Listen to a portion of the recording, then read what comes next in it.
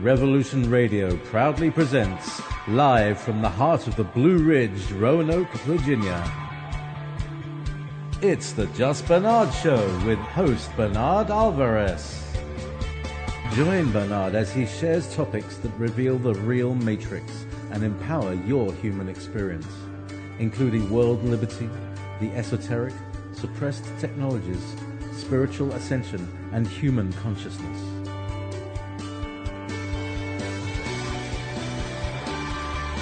Humanity has awakened, and our time has come to realize our full potential.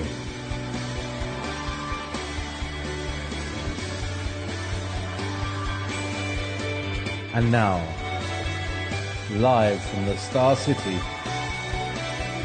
your host, Bernard Alvarez.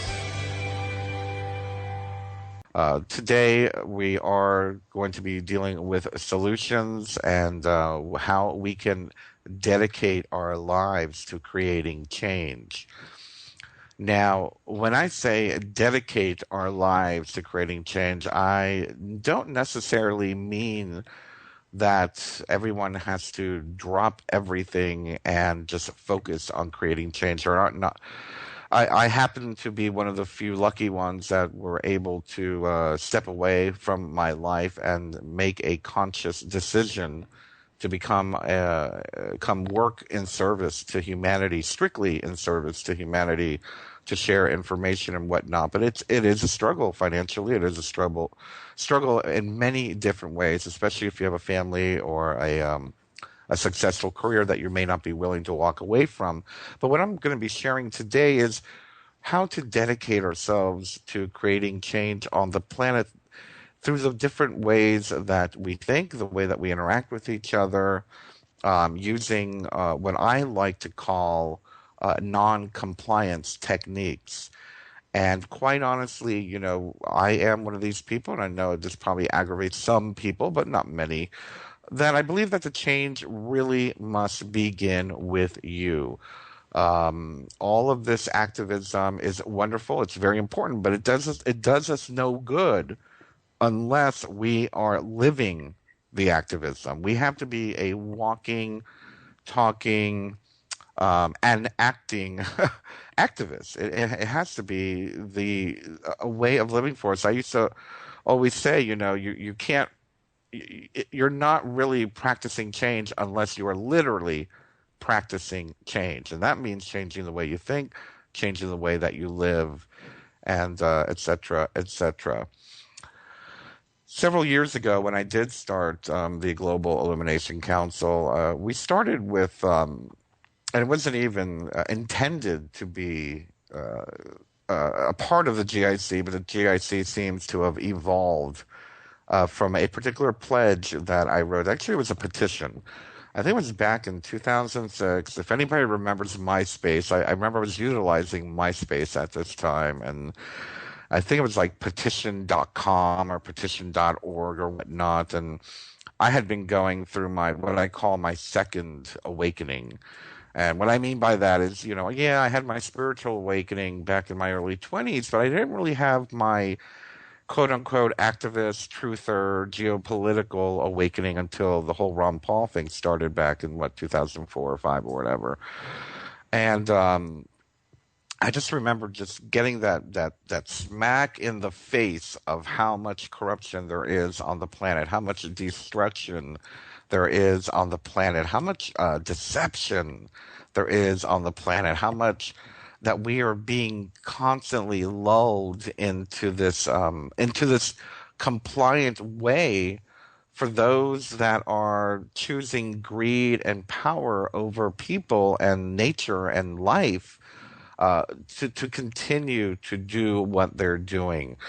And I was so how shall I say, energized, or maybe the word is empowered, to write this petition for the United Nations back before I knew that they really don't do much, even though, yeah, they'll throw a crumb here and there, but not much of a change maker they are.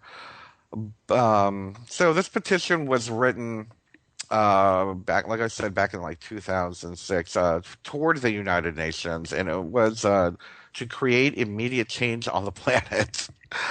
I think it would have worked if we had about a billion people sign it. Maybe they would have actually entertained the idea. I don't know how many people you would need to sign a petition to the United Nations. But I was so fed up. I was like, it's not even going to work if we just do it nation by nation. We need to do this on a global scale. And the petition, I'm not going to read the petition because I don't really remember the exact wording of it. But I will say this is that eventually it evolved into what we created as the GIC Members Pledge. So what I did was when we started the Global Illumination Council, I wanted it to be very special. I wanted it to be something very different where people were or are, we are still here, so we are committed to creating change. And the first thing I thought of was that every member needs to take this pledge to commit that they're going to be an individual that is living change and not just, clicking like and commenting or chatting in the chat room about change, but living change. We must become living examples of change. So I'm going to share with you the Global Illumination Council Members Pledge now. It reads, "We, the undersigned, have pledged to respect and defend any individual's human, spiritual, employment, medical, housing, business, voting, educational, legal, economic, food, and sustenance rights, including the right to a healthy and thriving planet, the well-being of all wild and domesticated animals, plants, and insects, our natural resources, and the general well-being of all aspects of our universe. We will act in kindness to all humans and all life itself. We will not acknowledge, give credence to, endorse, participate, or do commerce with those who perpetuate through action, word, or deed an obvious agenda contrary to what is stated above, including obvious sentiments of racism, greed, betrayal, injustice, or intolerance towards another's individual's rights. We acknowledge we are the future and take full responsibility for laying out the foundation for empowered future generations." Now, that is quite a mouthful. That's quite a commitment to make. And I know there are, having read that and having interpreted this pledge throughout the years, in dealing with who we work with as the G.I.C network, who we align ourselves with, who we partner with, and the individuals associated with any organizations or people that might want to advertise with us or anything like that. We've always discussed this. The board of directors have always discussed, where does it break the pledge? And if it does, are there shades of gray of that pledge? I guess you could call it our constitution or our charter, for how we handle and make decisions at the Global Illumination Council. But as far as the individual is concerned, and that's what I'm here to talk about today, I do believe that many people will read this and have specific definitions and or interpretations. I would like to precurse everything that I say today, and actually I precurse this with anything that I do, is that I am a firm believer that we all have the right to do what we want to do as long as we are harming no one else. And I know that probably sounds familiar to many of you, and harm none, do what you will. And I feel that is a very an expression of freedom that is most appropriate in today's time and the world that we are living in. And I can go on into interpreting that for hours, but I'll just say, I believe we have the right to do whatever we would like to do so long as we are not harming anyone or anything, life, the planet, etc., etc. So we have unfortunately been again lulled into compliance and to accepting that, for example, plastic is a part of life, and we're constantly going to be using things that are going to pollute the planet. We're going to create garbage, unfortunately, and so there are certain aspects of what I'm going to be talking about today where we have to consider that harm reduction is about the best that we can do at this point, unless you decide to move off grid and whittle your own plates out of dead tree trunks. I mean, I don't know what else to say as far as that's concerned. If you would like to live in the Middle Ages and move out to out off grid, that's wonderful. If you can do it, more power to you. But many of us don't have that within us. We don't have the motivation to live such a hard life, and quite honestly, I don't have a problem with technology. I feel that technology and a lot of the things, unfortunately, that are being used against us, but again, are tools for us, are actually very positive aspects of human evolution. I wouldn't be doing this radio show without technology. I wouldn't have this platform. I wouldn't have the Global Illumination Council. I wouldn't have met the thousands and thousands of people around the world that I've spoken with in chats and emails and have done shows with and have done talks with and done classes with. And I mean, it's a wonderful aspect of our 21st century world when it's not used against humanity and or life. So, with that being said, let's talk a little bit about being change, okay? And I know that sounds a very cliche, being the change you want to see in the world. And quite honestly, this pledge that I read off a little while ago is very similar to that in a more in a more definitive way. It's fair to say. But if we are going to create change, I feel that it is in all of the best interests of every member of humanity that we change the way that we think. It's very important that we stop uh, aligning with old traditions that are no longer working. Old, I don't want to say religious beliefs, because I do believe that everyone has the right to practice religion, but I feel that we also have the right to modify and update religion as our spirit and as our life and as our culture deems appropriate. In other words, a good example, stoning women for taking their veil off, or, stoning men for falling in love with each other, or cutting off someone's hand for stealing, or, something. There comes a point where, this is just inappropriate behavior for humankind to act upon one another. So we have to allow ourselves for these type of things to evolve, and therefore we must ourselves evolve the way that we think and we perceive the world. So with that being said, let me start off with the idea and the concept that one of the most important things about what I want to share today is that we must align our thinking in order to respect every human being. We must learn to align and respect and defend anyone's rights to be a human being. We must stop the divisive rhetoric. We must stop using the word they and us, or us and them. I understand, yes, there are those who want to impose harm on humanity. Those are still human beings who got it wrong.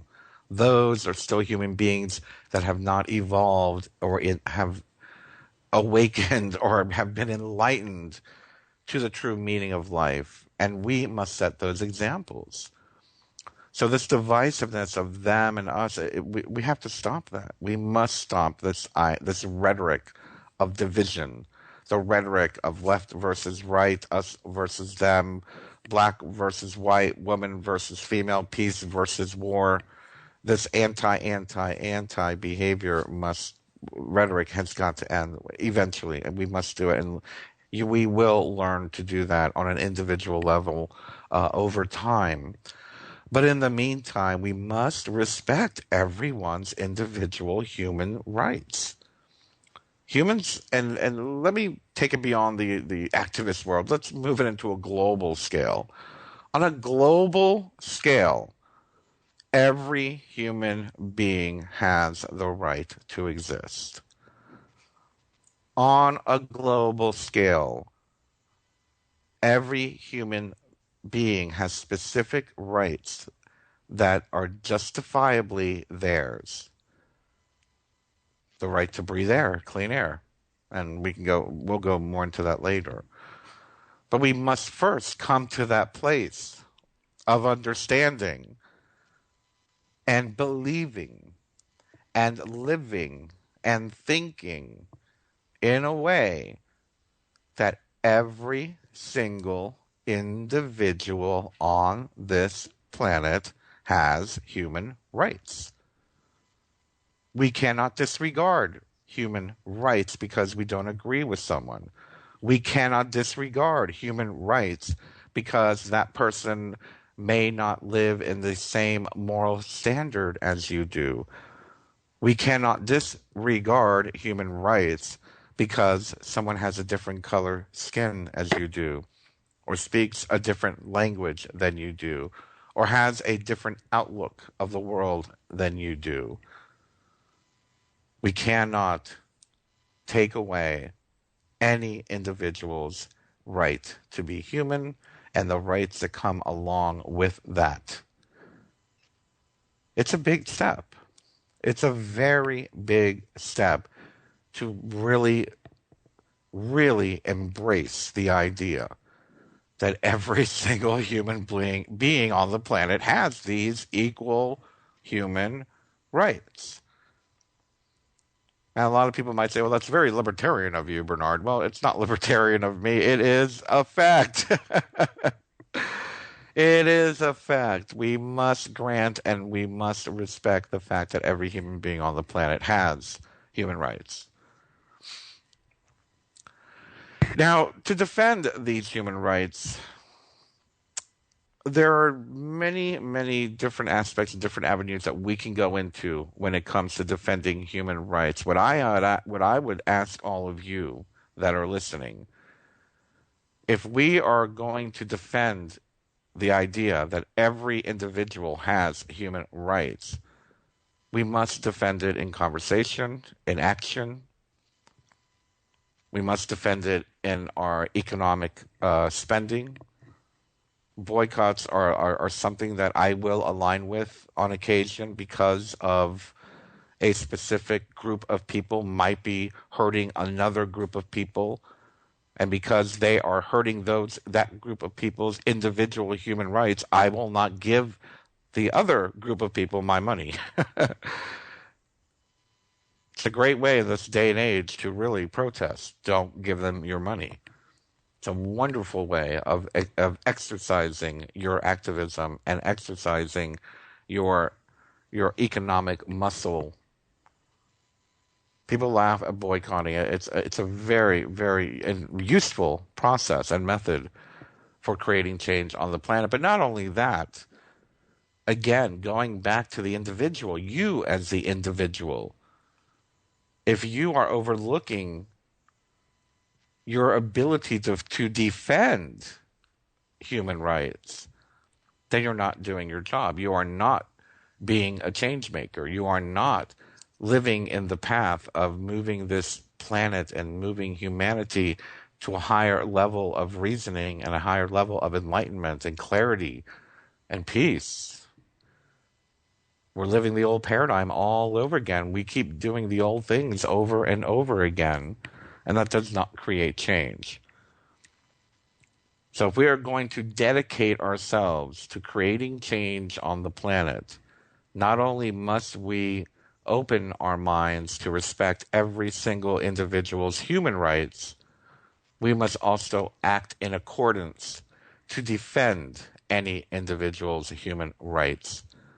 whether it be socially amongst your peers, amongst your family, within your political party, in your neighborhood, in the streets, in the supermarket, in your spending. It is an act of change to respect and defend anyone's individual human rights. Now, we're going to be going on a break in probably a minute or two, and I really don't want to get too caught up into the next aspect of this particular topic. But what I would like to do is just remind everybody that you are listening to Revolution Radio at freedomslips.com. Revolution Radio is listener supported. So if you are not on the website, please go to freedomslips.com. And if you are on the site, take a moment and click on that donate button. Any amount matters, believe me. The Global Illumination Council also is member supported. So that $2 does add up. So please do take a moment and make a donation if you can. I believe we're a little behind, as is G.I.C. on our goal here. Oh no, actually we're doing good.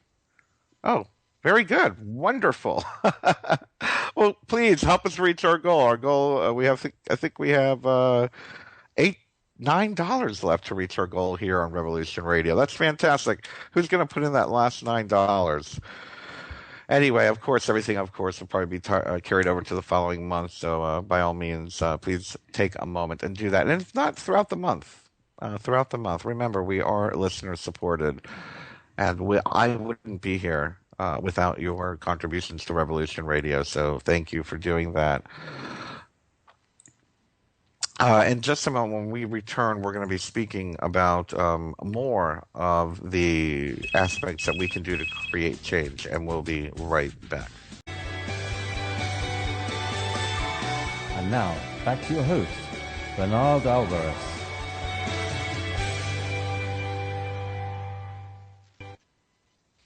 And welcome back to the Just Bernard Show here on Revolution Radio at freedomslips.com. Today we are talking about how we can dedicate ourselves to creating change on the planet, and I don't want to say step by step, but the steps that are necessary for us to be living advocates of change, and not only in the radio shows we listen to, not only in the Facebook pages we follow, not only in the websites that we visit, but literally within our day-to-day lives and the steps that we can take to do that. And before the break, I was speaking of how the first step is to acknowledge that every single individual on the planet has a human right to many things, and we'll get into that in just a moment. But first and foremost, it is important for us to realize that every individual has human rights. Now, some of those rights, one of those rights, and I know this is a very tender subject for many, many people, are spiritual rights. Right to practice their spiritual beliefs in any way they feel is appropriate for them as an individual is a very tender subject for many people.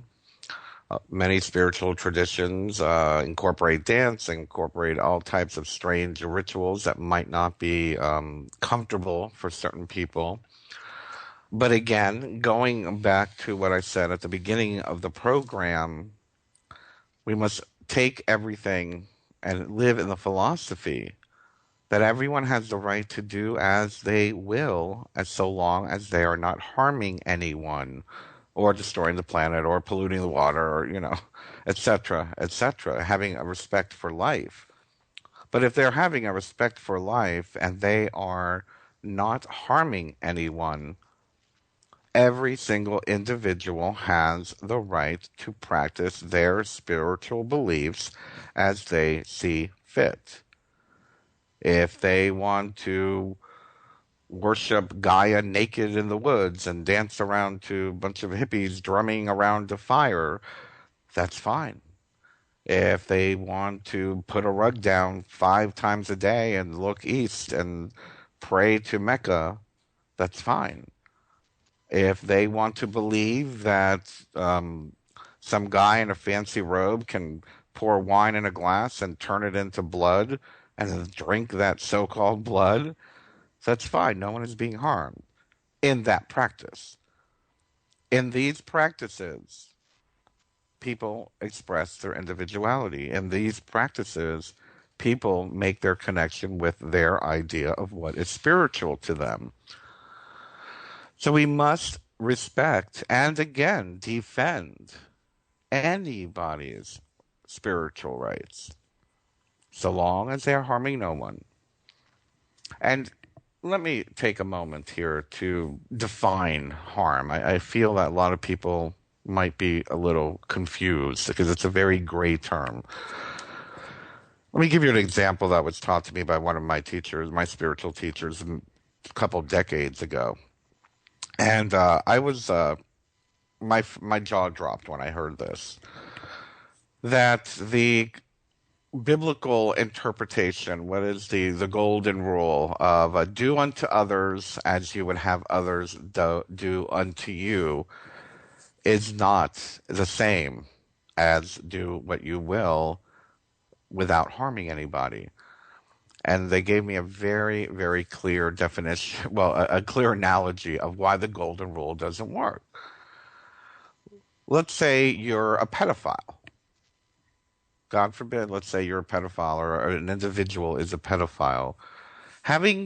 Doing unto others as you would have them do unto you would not work in this case. Yet, the idea of doing as you will so long as you harm no one would apply in this case. It would say, nope, you're hurting somebody, don't do it. Now, the argument is, what is harm?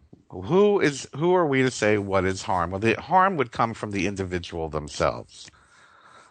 A great example, let's twist it a little bit. A great example is people that enjoy fetish bondage and discipline or S&M. Some people enjoy getting roughed up. To them, that's not harm. It's pleasure. So they're giving that other person permission to what would consider harm, to quote unquote harm them. But again, they have the right to do that. It's not my place to say. You can't whip that person, that you're hurting them. No, that person says you're allowed to whip them. I know that's a little crazy analogy, but that's an extreme and very, very clear analogy of what is harm. Now, let's say that you believe that you can do harm to another person without their permission, and they say to you, that harms me. You're harming my business. You're harming me physically. That hurts. Then you have to take the upper road and say, I see now. I'm harming somebody by doing this. I'm not going to do this. What a beautiful world it would be if we lived in a world where mega corporations thought this way, where companies that were moving into the Amazon rainforest listen to the natives, the indigenous living in the forest, saying, you're destroying our homes, you're killing our ritual, our goddess, our god. These trees are sacred to us. You're destroying them. You're hurting us. Wouldn't it be a beautiful world if that company would say, I'm harming them and I can do as I will so long as I harm no one? It's something to think about. But back to respecting and defending any individual's right to spiritual practice or to practice spirituality as they choose. We must embrace that. We must embrace diversity. We must embrace the right to alternative ways to practice spirituality. Unfortunately, in the United States, there is basically maybe 8 or 9 ways that are acceptable. They have to come from Abrahamic-based religions, and even amongst the Abrahamic-based religions, some of them don't respect the other or don't believe the other has a right to practice their spiritual belief or whatnot. That's a whole nother show, though. Let's remember we're all different. Everyone has the right to practice their own method of spirituality. Now, let's move on. Let's move on to embracing and respecting and defending everyone's employment rights. What do we mean when we say employment rights? The right to be employed. Well, a very good example would be, let's say, and this is going on right now, we have a huge, it's a huge issue as we are becoming more and more accepting in our culture in the United States of a transgender person working as a teacher or a transgender working anywhere for that matter. Unfortunately, if I'm not mistaken, transgender people were not added to the Lesbian and Gay Rights Employment Act. I believe that some are adding now state by state. But the idea that someone who is qualified, someone who has the degree, someone who has the experience, to deny them the right to be employed, even though they are completely capable of doing the job, is absurd. The same can go for, and I see it all the time. We see in my day, and I'm going to age myself here, in the 80s and 90s, if you had long hair, you couldn't work at an office building, even though you may have had every degree or whatnot. Now we've moved on from that. It seems. Now you see a lot of long-haired geeks working in corporations or the IT guy or whatnot. But the reality of it is that we're starting to see that it's not people's outward appearance that is important, but their ability to do the work that they have been employed to is what matters. So if we are to dedicate ourselves to creating change on the planet, we must pledge to respect and defend any individual's employment rights. And we must walk the talk. If we are a business owner and someone who may not look, quote unquote, the part, but is completely capable of doing that particular job, we must hire them for the greater good. We must walk the talk. And when we see those that are being denied employment because of race or gender or whatever it may be, appearance, we have to defend them. We must speak out that it is wrong. Respecting any individual's employment rights, defending any individual's employment rights means that anyone who can do the job has the right to be hired.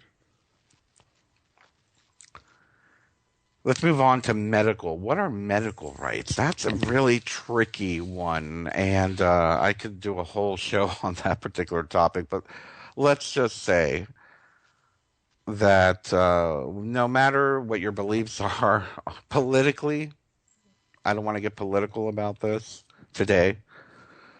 Politically speaking, everyone has the right to medical care. At least the essential medical care needed. Now, I understand if you live out, 300 miles from the closest hospital, it's going to take a while to get an ambulance to you. I understand that, it's not accessible for very many people living in rural areas. I can understand due to lack of resources. Okay, I get it. But if you live in a city and you're in pain and you need to go to the doctor, I firmly believe that everyone has the right to see a doctor if they are in pain. I firmly believe everyone has the right to see a doctor or be treated, not turned away, not told we can't treat you until you pay us, not told we can't treat you until you give us your insurance information, not told we can't help you, you're poor. Everyone has the right to medical care. Every single person has the right to medical care if it is available. If it is available, every single person has right for proper medical care. Why do I say that? Prior to modern capitalism, let's say 100 years ago or 200 years ago, you had your country doctor. Now, your country doctor would usually come out to see you and take care of you. Granted, they didn't have all the MRI machines and all the things that we have now, or the technology we have now, but he would take care of you. Some people would trade him a goat or a sheep, or he would just run up a bill and run up a tab. Today, the poor are being denied medical care. 1,000 years ago, prior to modern medical treatment, we had, well, the shaman, the medicine woman, the wart cunner, the witch would easily come over and blend you a little herbal remedy, cook you a stew, do a cleanse, a spiritual cleansing, whatever it is. And a token would be given in appreciation. It's not like that anymore. It's become a business. We can't look at medical care as a business. Spending $50,000 to give birth to a human being is a business. Giving birth is it's not a choice. It is truly a human right.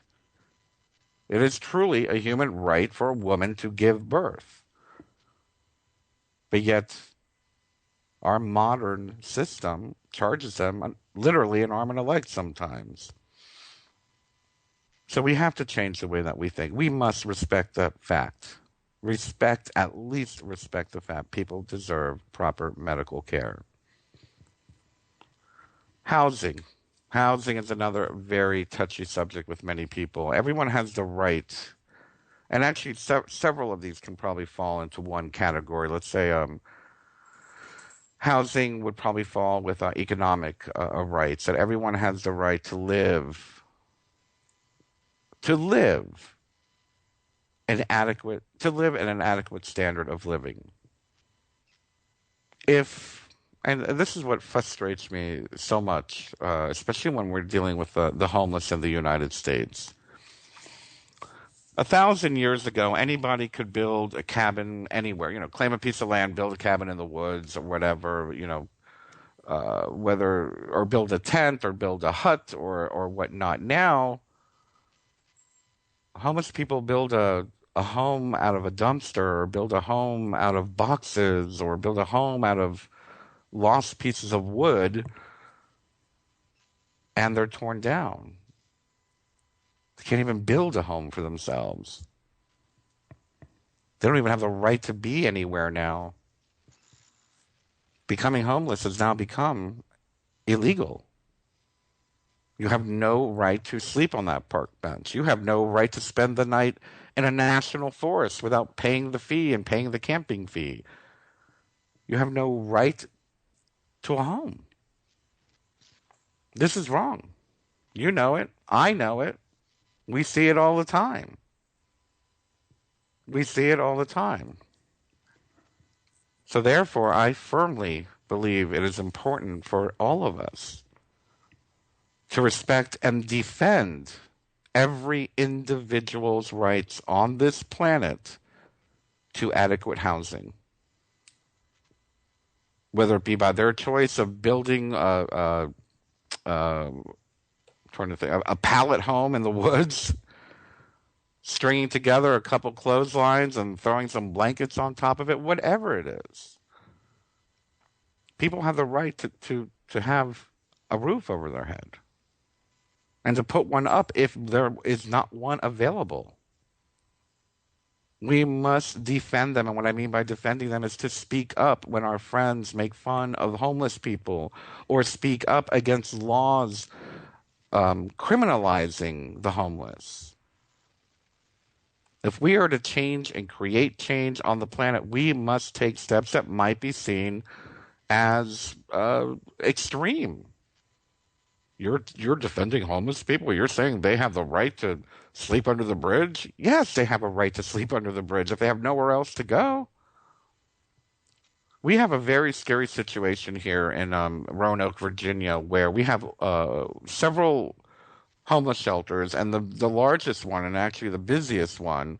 And I'm not saying that they're not doing good work, but I will say this: they will not feed you. They will not let you stay there. One, if you're gay, or say that you're gay publicly, and two, if you do not go to church. They have a church service every night. I believe it's at 5 or 6 p.m. Forgive me if I'm mistaken, but they have a daily church service. And in order for you to spend the night at this shelter, in order for you to get a meal from them, you must go to that church service, that evangelical Christian church service. That's not the way to do it. Talk about imposing your beliefs on somebody else. You do it from the kindness of your heart. If you are a Christian and if you are doing Christ's work, you don't force them to do anything. Let's move on to business and voting and educational and legal. Business-wise, I believe that everyone has the right to run their own business. I might sound a little left-leaning and a little socialism-leaning, but let me tell you something. I also believe that everyone has the right to start a business. That little boy with the lemonade stand out front, I don't believe he needs a city code license to do a dollar lemonade stand out front of his house. I do not believe that the woman who knits sweaters and sells them, at the flea market needs to have a business license or has a yard sale with them. Now, I understand if you're dealing with safety and you're dealing with, the mass public, that certain regulations need to be put into place. But I also believe, I believe in the free market when it comes to small business. Small business. Small business. Because the small business, if we had a free market with small business and that person sold you a sweater that fell apart, you're not going to go back to them. If we had a business where that lemonade didn't taste good and it made you sick, you're not going to go back to them. I don't believe in free market when it comes to mega international conglomerates. I do not believe in free market when it comes to Monsanto or ConAgra or Burger King or McDonald's. These people need to be regulated. Even with regulations, they're still poisoning us. But as far as for the small home business, people have the right to put up shop anywhere. We'll be right back. And now, back to your host, Bernard Alvarez.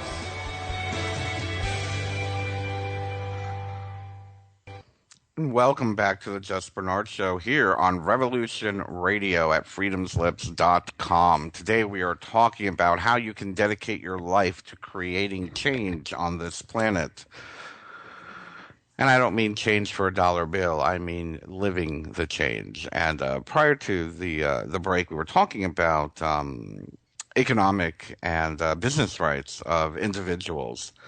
And again, precursing everything with the fact that in order for us to literally be change makers on this planet, we must change the way we perceive other individuals' human rights. We must embrace every individual has these rights, these individual universal rights.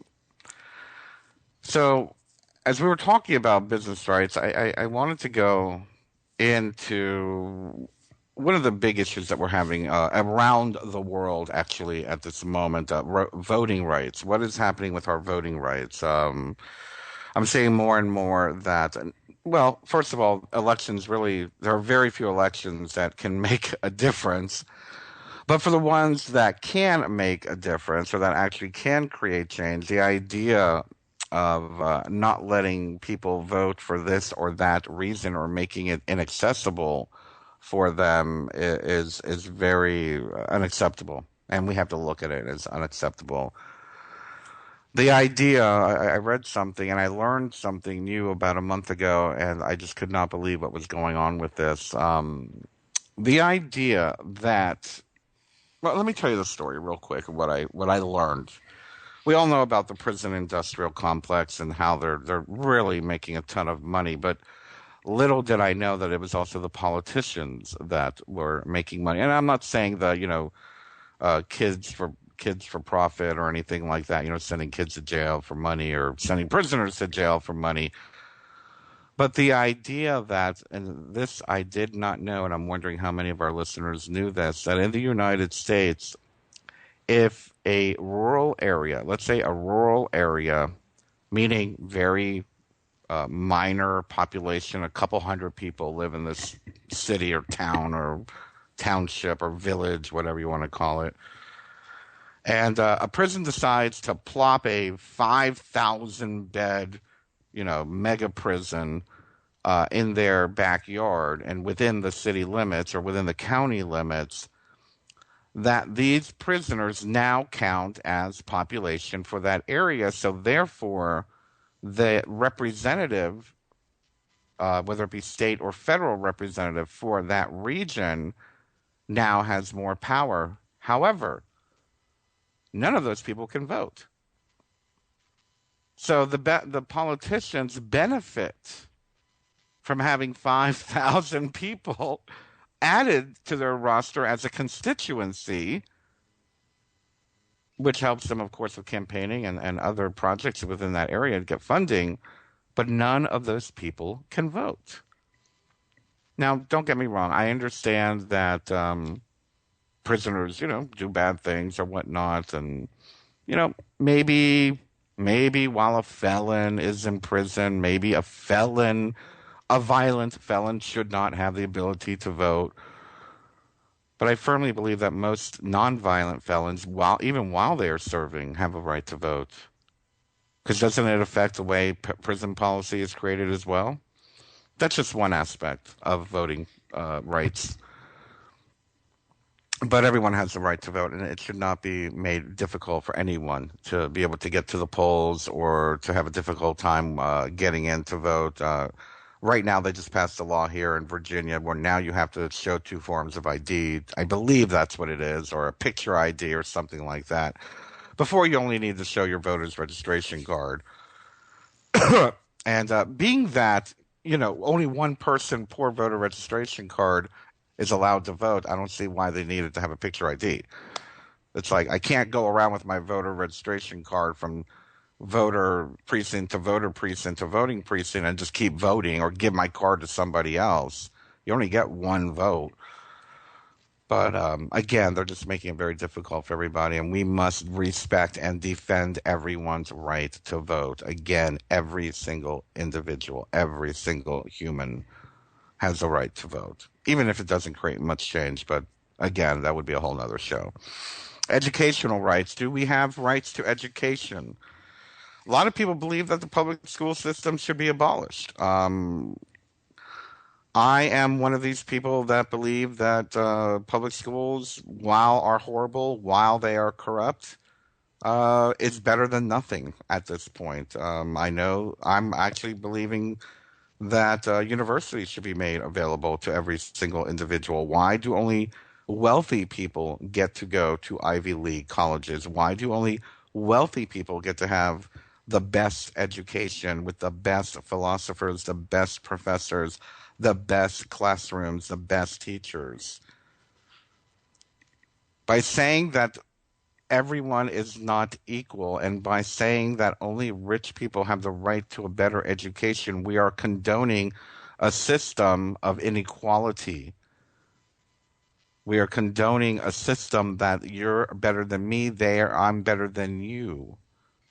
If we are to be agents of change, if we are to dedicate our lives to creating change on this planet, we must give, Malachi from, Alabama the same rights as Chip from Massachusetts to go to a decent university.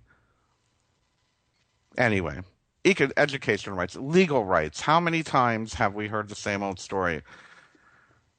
The same story. Legal rights are only for the rich, and that is probably one of the biggest problems we have on this planet. The idea that a well-paid attorney can get anything done, unfortunately, has become very, very true here. The idea that a public defender is worthless has become very true. Legal rights, if we are going to live in such a system of laws, if we are to live in a system of laws, then legal rights must be equal for all. I don't know what the solution is for that, but I do believe we need to respect and defend everyone's rights to legal representation in accordance and in balance to what is the law. Economic rights, we talked about that. Food and sustenance rights. Here's a very interesting situation here.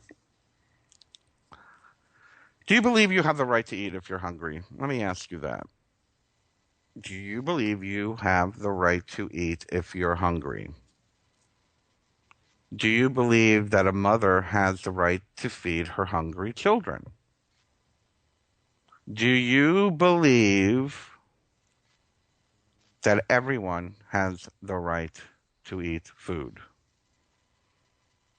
The reason why I ask it like this is so many people have created such discomfort and divisiveness and again hatred for those who cannot afford to buy food, or demeaning those who are on public assistance, or for that matter, the idea of throwing away food before we give it to human beings.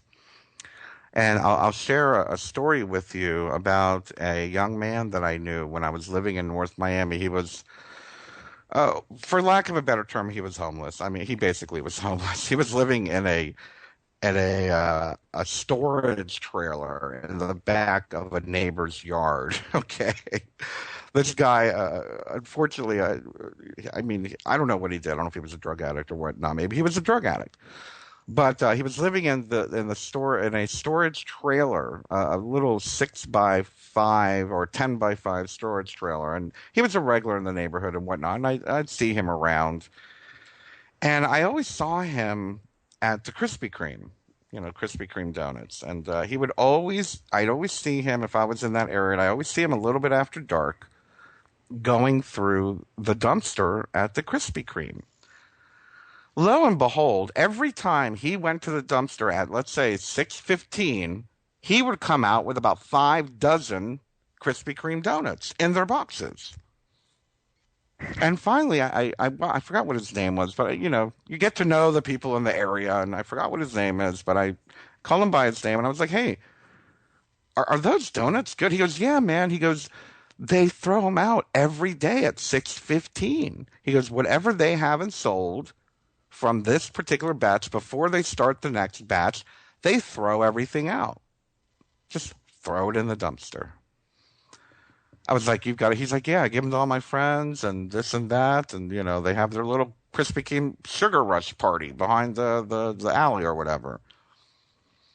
This is the mentality that we have to work against. This is the mentality that we must not be a part of. This is the mentality that we need to defend these people against. Years ago, you used to be able to grow food in the yard. Years ago, you used to be able to go to a park and pick an apple. Years ago, there were fruit trees everywhere and vegetables growing freely.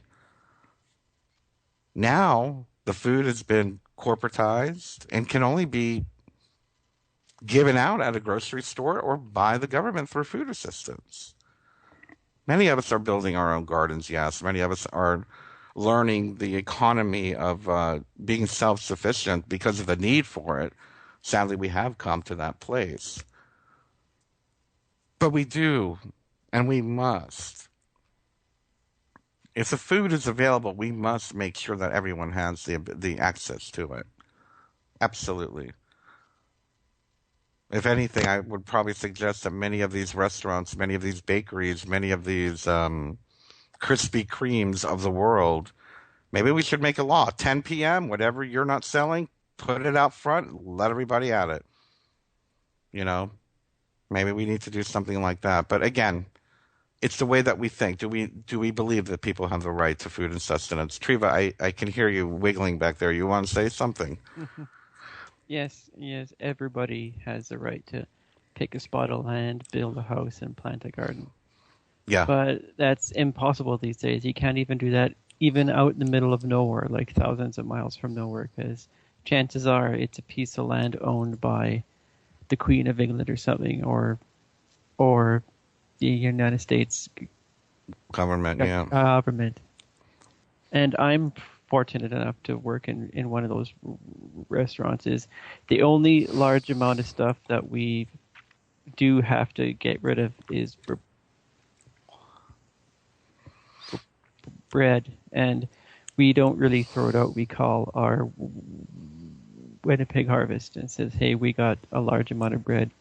Well, Like a food bank. Yeah, and they come and pick it up. That's great. Yeah. And that's the way it should be. That's the way it should be. And there are little cafes and restaurants like all around the world that have little shelves outside the front of their restaurant that put like Dale bread and things like that. Free stuff in there, like, I don't know, like anything, like sandwiches or pies or something. Yeah, absolutely. Absolutely. And it's changing the way that we think, and that's the way to think. If you have more than enough, share it. I'm not saying, again, I sound a little socialistic, but I'm not saying you have to share everything you have. No. If you have more than enough, share what you have left over. A good example. And mind you, I live on a very tiny budget, very, very tiny budget. I barely get by a week. I mean, of course, G.I.C. supports me, and G.I.C. is supported by our supporters. So I don't make very much. I get by on very little. But the reality of it is that if I have more of something that I am not going to use, I am going to give it away. A dear friend of mine came to visit and brought me all this wonderful stuff from the farmer's market, and I knew I was not going to use it all up in time. I mean, just beautiful tomatoes and broccoli and mushrooms and pears and whatnot. And it was enough for 4 people. I'm like, I'm not going to be able to eat this before it goes bad. So what do? I bag it up and I give it to friends. I'm like, if you're not going to use it, why let it go to waste? And that's the whole mentality we have here. We have the mine mentality. Mine. No, that's mine. Those 20 tomatoes, I know I'm not going to eat them, but they're mine. This is what we need to change in our world. This is what we need to change in the way that we think. If you're one of these people that think, I have 5 cars, so they're mine, but yet in my neighborhood, all these people need rides everywhere, maybe you could lend them your car. Oh, no, but they're mine. Mine, my car. But you only need 1 car. Yeah, but they're my cars. But you're only using 1 car.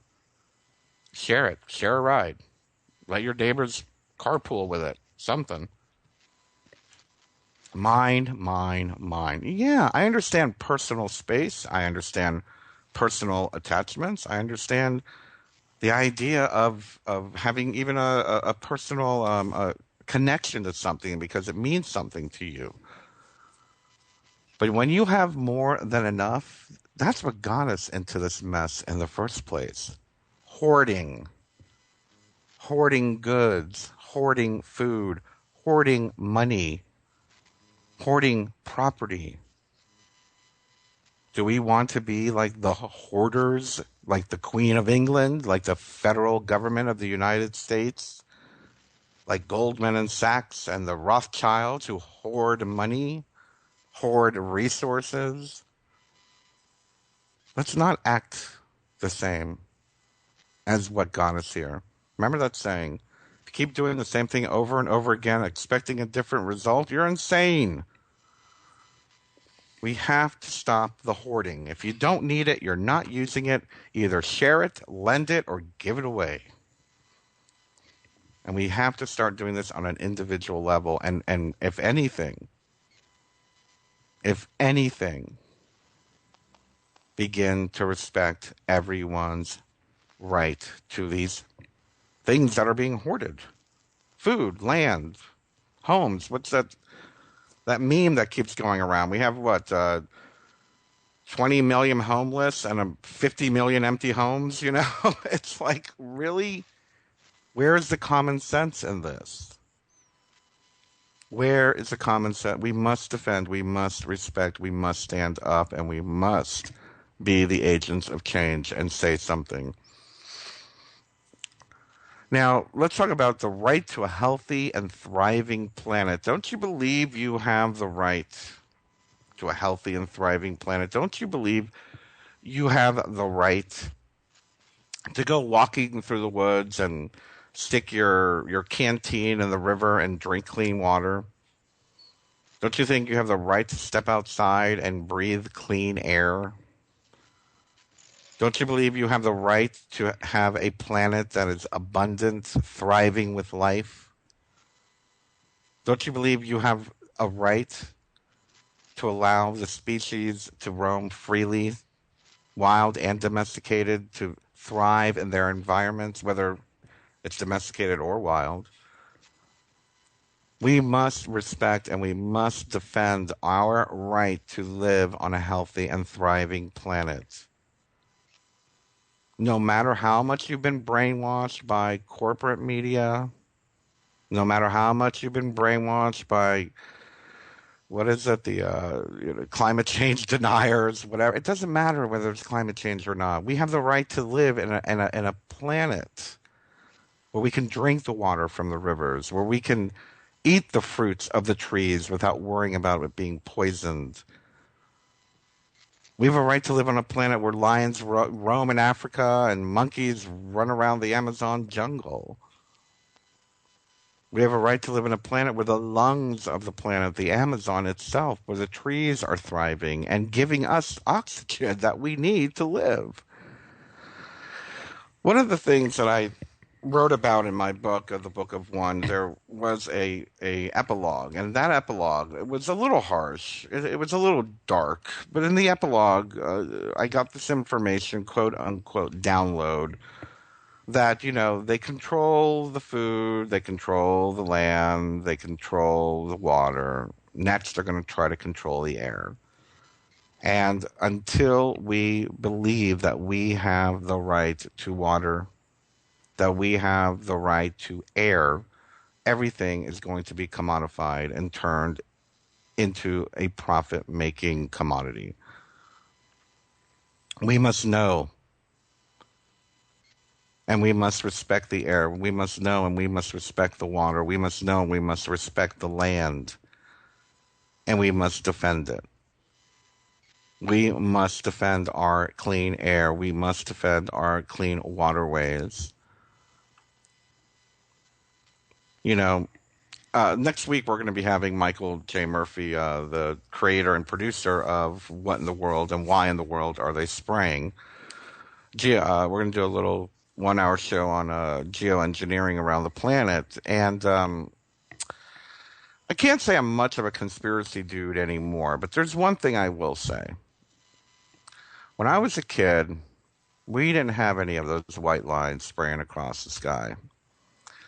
When I was a kid, we had blue skies. A plane would go by, and that was it.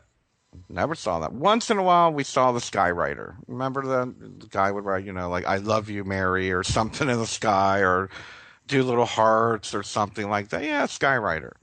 We always thought that was cool. Look at the skywriter.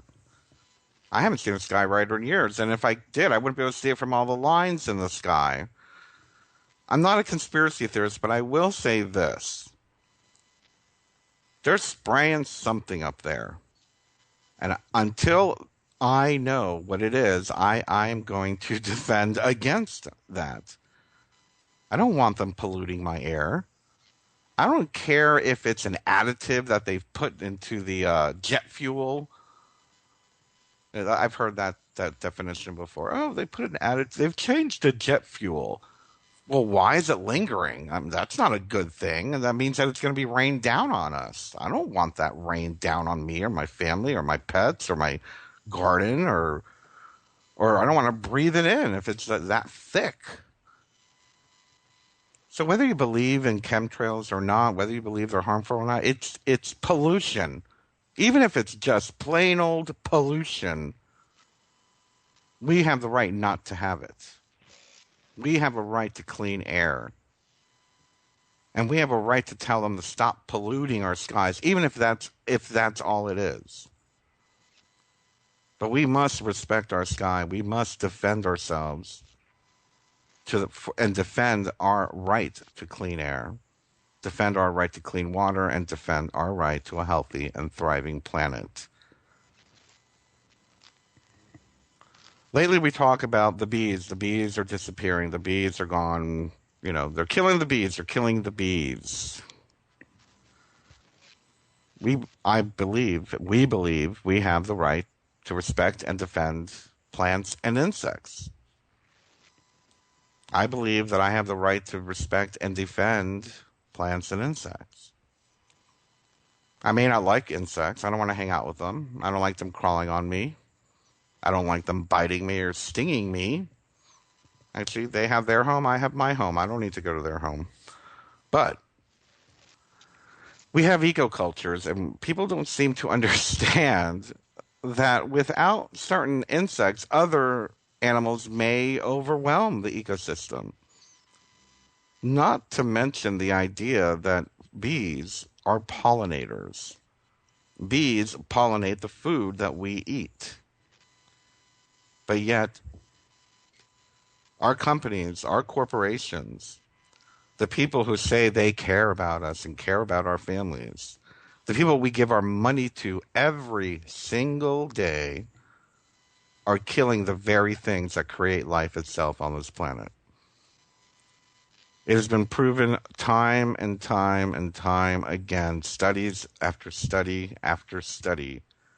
Without the bees, there's no you and me. Without the bees, there is no fruit, no wheat, no cotton, no crops, no bread. Without the bees, there's no you and me. Think about that. How do we respect and defend this? We do not participate, and we're going to get into that in just a moment here. We do not give them our money.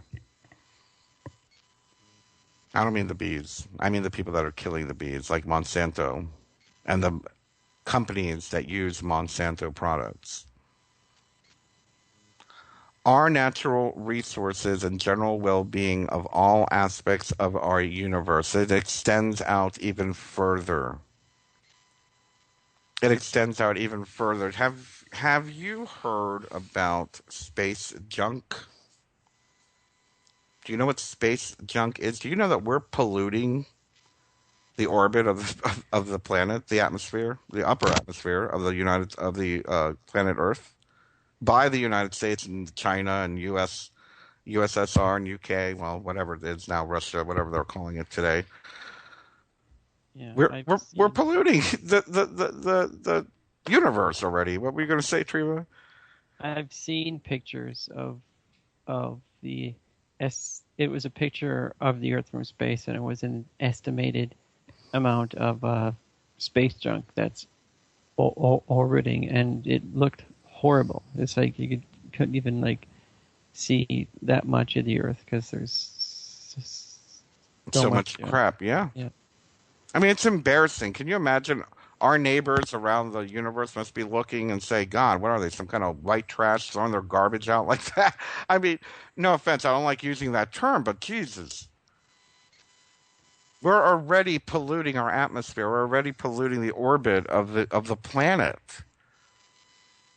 We're using the orbit as a landfill. And if I'm not mistaken, and I might be mistaken, and I'm wondering if somebody could look that up and let me know, I've heard rumors, so I'm only speculating here, that we're literally emptying landfills into the orbit because we have nowhere else to put it. Like certain garbage is just being flown out into space because we have nowhere else to put it. As if it wasn't bad enough, we have barges of garbage floating around the oceans with nowhere to go. Now we're sending that garbage into space. You know how many satellites are up there that are no longer being used and are just garbage floating around? Do you know how dangerous it is that there are thousands and thousands and thousands of tons of garbage floating around our planet? At any moment, one of those could drop and become a fireball and become a meteorite or whatever they call it. Do you want a refrigerator to come land on your house? A flaming refrigerator drop from the sky? And I know I'm joking, but it's true. It's the truth. This is where we're at right now, people. This is where we're at. So we must pledge to respect and defend all aspects of our universe, the general well-being of all aspects of our universe. And that includes not dumping our garbage up there. And if we are no longer using a satellite, or if it falls apart, that we go up there and clean up our mess. NASA never heard of recycling? Is that where we're at now? We'll just throw it away? Anyway, we're going to be taking a break in just a moment here, and I hope you're enjoying our talk today. When we return, we are going to talk more about this particular topic of what we can do to dedicate our lives to creating change, changing the way that we think, changing the way that we do business, and that's what we're going to talk about next, changing the way that we think and changing the way that we do business. You are listening to The Jess Bernard Show here on Revolution Radio. We'll be right back. And now, back to your host, Bernard Alvarez.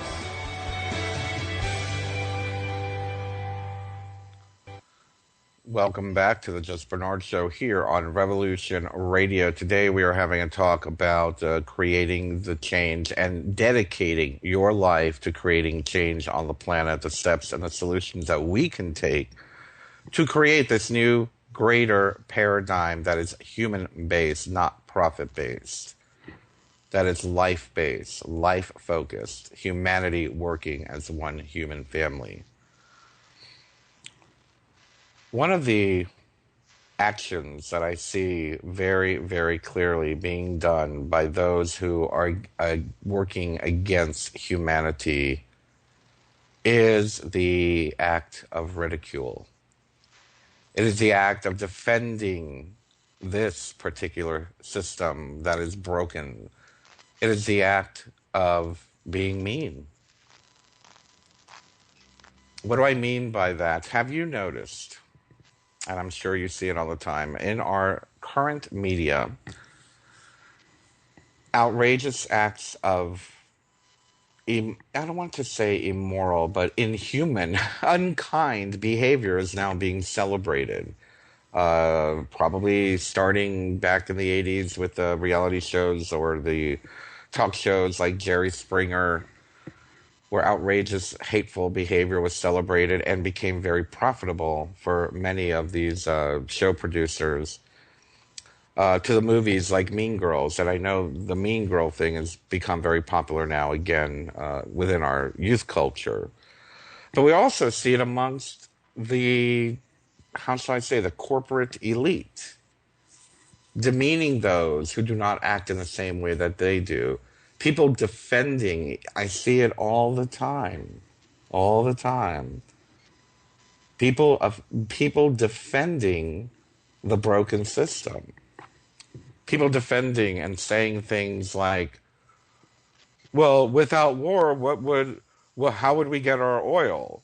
Or without taxes, how would we pay for the military might that we have? Or things of this nature, which are absolutely outrageous to anyone with any common sense, have become common within our culture.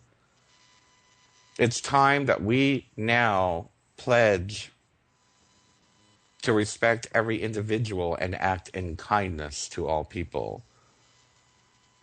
It has become too easy and too accepted to be rude, to be unkind, to say hurtful things. It's just the kind of world that we're trying to create, where we ridicule one another, where we make fun of one another, where we belittle others and those who do not think, look, dress, or act like us, those who do not hold the same beliefs as us. We ridicule, we demean, we belittle. This has to stop. That we, if anything, we must make the conscious decision whether we participate in this unkindness. Perhaps it's become a habit for many of you. But at least make the conscious decision to say, this is going to change. We are changing this. I will do my best to act in kindness to all people and to all life itself. I will do my best to not participate in discussions where belittling others and unkindness has become commonplace. I will not participate in groups, chats, forums, organizations, businesses, clubs, whatever it may be, where belittling and unkindness have become common and acceptable forms of human interaction. Do we want to create a world where ridicule is commonplace? Well, we have created it. Do we want to continue existing in a world where ridicule and unkindness is commonplace? I understand if you're 16 years old and you're a little internet troll and you're trying to find your identity and you're going to make fun of people. It's a part of being an adolescent. But there comes a time when adolescence is no longer acceptable. Adolescent behavior becomes the immature adult. And if we are going to create an empowered humanity, as we are creating this new paradigm, as we are creating this greater enlightened world, those of us who know better must consciously choose to act in kindness to all humanity. Those of us who know better, who have matured out of our adolescent state, must act in accordance with our age, with our wisdom, with our experience. It is no longer acceptable for a 40-year-old to make fun of an ugly, skinny 16-year-old or a little fat girl at Walmart. I find it very hurtful when I see these people of Walmart pictures. Don't get me wrong, the child in me giggles. Yes, of course, of course. The immature adolescent that is within all of us, of course, is going to giggle. But it's extremely hurtful. And it shows you where we have come as humanity. Is this what we are? Are we going to be compared as the fall and decline of the human race by acting like this? Are we at the end of our societal apex? I'd like to think we're at the beginning of a greater world, of a better world, of creating a better world. I know we are. I see it. I've met thousands of you around the world who have awoken, who have come to this decision, who have done the conscious decision that we will act in kindness to one another. We will respect one another, even if we disagree, even if we look different, even if we're too skinny, too fat, too poor, too rich, too silly. If we are going to change the world, we must pledge to respect and defend everyone. And kindness must become the new norm. We must also respect all life. Respect animals. No more dog fighting, no more horse racing, no more circuses, no more sea worlds and whatnot. I understand that certain animals can no longer be put in the wild. I get it. I understand what a nature preserve is for. That lion that doesn't have the ability to hunt like it used to, and it would die out living in its own environment. I understand that. I understand that we have to help them in certain cases. But if we are to respect life, we have to respect all life. Let's move on to businesses. Let's move on to our real power here. If we wanted to create we could create immediate change if we understood how much power our buying ability has with these. If every single person for 1 week stopped going to McDonald's, that would be the end of McDonald's. Well, people say, well, why does it matter? What's wrong with McDonald's? Well, if it was the end of McDonald's, it would be the end of clear cutting in the Amazon by Cargill in order to create the pastures, in order to feed the cows that are creating the beef that McDonald's sells. Follow the money. Follow the money. Learn to know where your money is going. I found out recently a brand of medicine, I believe, an allergy medicine that I was taking, was being made in Israel. I will not buy that allergy medicine anymore. I will not buy a product from Israel until they begin to respect human rights. Let us choose by our wallet. Let us create change with our wallet. There's something to be said for ignoring a situation. And what I mean by ignoring a situation, I mean turning your back on a broken system, turning your back on those who do not act in kindness, those companies who do not act in respect to life or to the human family, for that matter. Eventually, they do go away. You turn your back. If you do not acknowledge, give credence to, endorse, or participate in any of these, they will eventually go away. The part of the pledge that I'm referring to now is where we say to ourselves, we will not acknowledge, give credence to, endorse, participate, or do commerce with those who perpetuate through action, word, or deed an obvious agenda contrary to what is stated above, including obvious sentiments of racism, greed, betrayal, injustice, or intolerance toward another individual's rights. There's something to be said for the Amish. That shunning thing works. If we shunned the Monsantos of the world, if we shunned the Lockheed Martins of the world, the Exxons, the BPs, we could really create some change very, very quickly. Know that your power comes from your wallet. It truly does. If anything, yes, your voice. If anything, yes, your habits. But it is, in this particular mega capitalistic, predatory capitalistic system that we live in today, it's your wallet that is where you have your power. Make sure you are not endorsing things you do not believe in, or people or companies that you do not believe in, by not knowing what you're buying from, who you're buying from.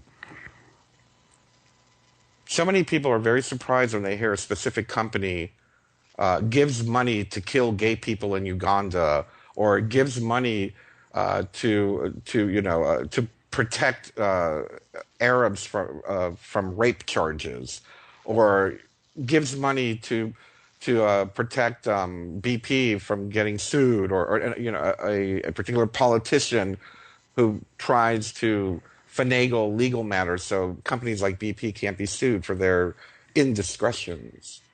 People get very surprised when they find out the personality of that corporate environment. Corporations have their own social way of being. They are their own society. I'm sure those of you that have worked for big companies before, there is a corporate world. I used to be, and actually one of the few corporations out there that are not so bad on the planet and are very good. I used to work for Paul Mitchell, the hair company, and their corporate culture was very, very very conducive to humanity, very helpful. But it is still a corporate culture, is what I'm saying. There's a corporate culture with every company. So learn what that corporate culture is. Are they getting you to give money to hate groups? Are they giving you money, getting you to give money to pacts that are against your beliefs, that are against humanity? We have to understand that right now, that's where we're at. We're dealing with our pocketbook. So learn about these companies. Learn about Monsanto Health. Learn about Chick-fil-A and what they've been doing. Learn about the Red Cross. Learn about Salvation Army. Learn about charities in general. I mean, a great example is the Komen Foundation, the Pink Ribbon. What a crock of baloney that is. Selling products that create cancer while getting people all happy thinking that they're saving people from cancer. We have to learn to follow the money. We have to learn how to teach ourselves the ways and understanding every particular corporate culture that we're dealing with. I know it's hard. It is about educating ourselves. What I usually say is, if it's on TV, don't buy it.